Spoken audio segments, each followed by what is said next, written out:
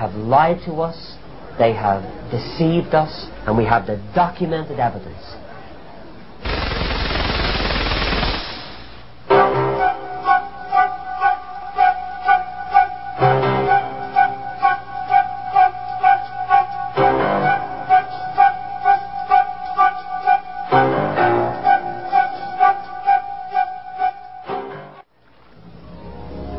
Jehovah's Witnesses exist in a rigid, structured, thou shalt not environment. They are forbidden to vote or hold elective office, celebrate holidays, belong to the YMCA or YWCA, salute the flag, sing the national anthem, or participate in other patriotic activities. They can't serve in the military or work for a military organization. They may not accept blood transfusions, read anything critical of the Watchtower Society, or associate with former Jehovah's Witnesses. They are forbidden to even attend church. If life is narrow for the adult witness, the problem is greatly intensified for their school-age children. The Watchtower Society has published a book entitled School and Jehovah's Witnesses. It defines for schools what activities witness children are forbidden to participate in. Things like birthday celebrations, Christmas and Easter, sports, Mother's or Father's Day, Valentine's Day or Thanksgiving, saluting the flag or school dances, singing the national anthem, or saying the Pledge of Allegiance. I pledge allegiance to the flag of the United States of America and to the republic for which it stands. Children are real victims in this. Jehovah's Witness children cannot participate in many of the normal school activities, and as a result are often mocked by their classmates. They are really torn because on one hand they want to please their parents, and on the other hand they want to be accepted by their teachers and classmates. There's no way they can win. They are literally torn apart emotionally. I know this firsthand because my own daughter cried nearly every day in school from the first time she entered until an extremely loving teacher made her feel at ease in the 4th grade. The life of a witness child is very isolated because playing with non-witness schoolmates and neighborhood children is considered bad association. The Watchtower Society presents Jehovah's Witnesses as clean, happy, and unquestionably moral. The Bible has a lot to say about family life, and the reason Jehovah's Witnesses have such happy families is because we try to apply the principles that are found in the Bible. This protects them from many of the pressures and the problems that afflict a family life today. For example, Jehovah's Witnesses, while not immune to the pressures and problems, are able to cope with the difficulties that husbands and wives face, that children are confronted with every day. And so we have a very low incidence of family dissolving or juvenile delinquency, drug abuse, and alcoholism. And that shows the benefit and the profit of following God's Word closely. Former Jehovah's Witnesses disagree. Growing up as a child within Jehovah's Witnesses, I always thought that this was God's clean organization. But when I got older, I found out that there were divorces, there was gross immorality within the congregations, and that we were actually no different than the ones we were condemning. As an elder, I saw the seedy side of the congregation.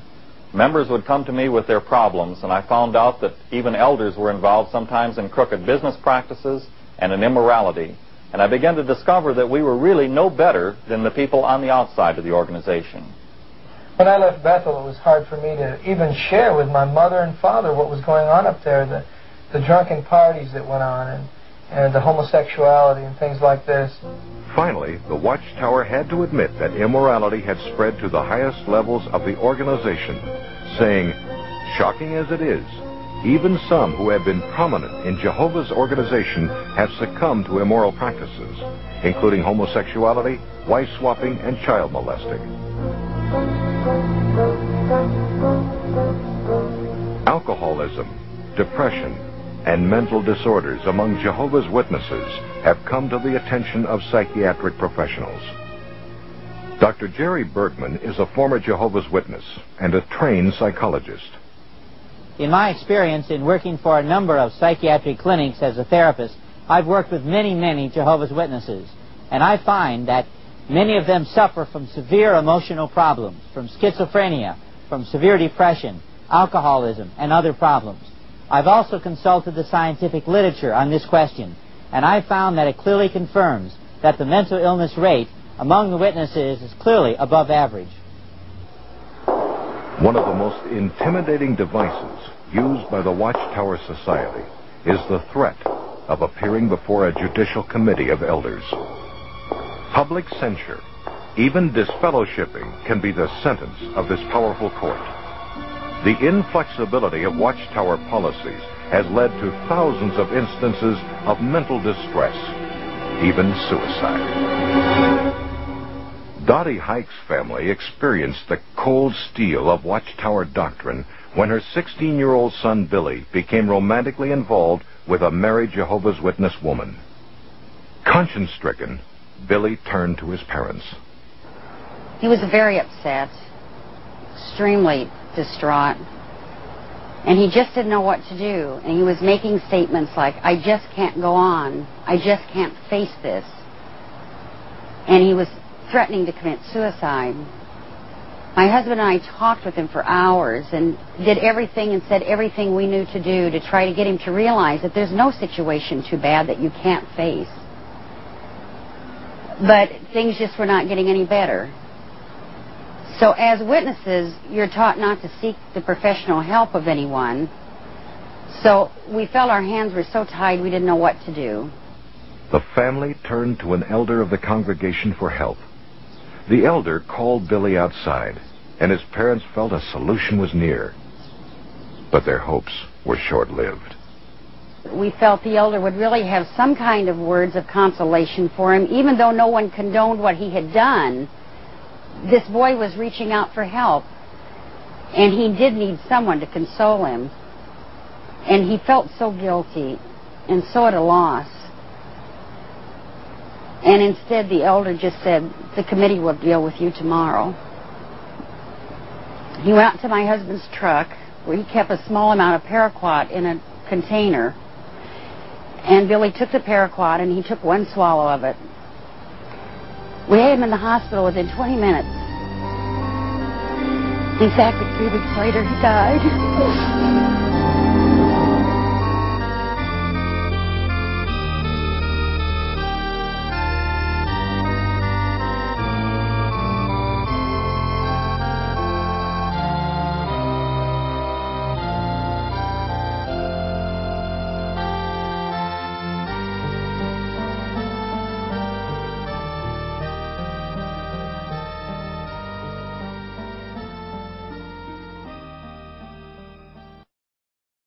They have lied to